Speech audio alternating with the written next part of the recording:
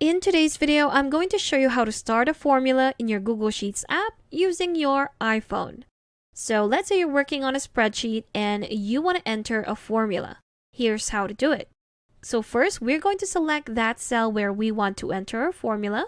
Then right here at the bottom, you'll see enter text or formula. On the right side, you have that pen icon. If we tap on it, there we have it. We can start entering our formula. So for this one, what I want to do would be to have the total sales, which would be the price multiplied by our quantity sold. So let's do that. And with any formula, you're going to start with the equal sign.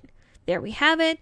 So our next step would be to tap on that cell to do a cell reference. Next one would be our expression, which would be our multiplication. So that's our price again multiplied by our quantity sold. So let's select quantity sold right there. And there you have it. If we tap on the check mark, there we go. We have entered our formula, which has calculated our total sales. Let's try that again. So first, tap on that cell. Again, tap on the pen tool on the right side of that formula bar. There we have it. Start with your equal sign. Tap in your cell reference, which is the price, multiplied by the quantity sold.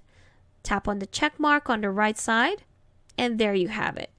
One more time, start with your equal sign, tap on that cell reference, and the other one, tap on the check mark, and we have successfully entered our formulas to compute for total sales. And there you have it. Thanks for watching. If you found this video helpful, do leave a like and subscribe for more helpful videos. See you on the next one.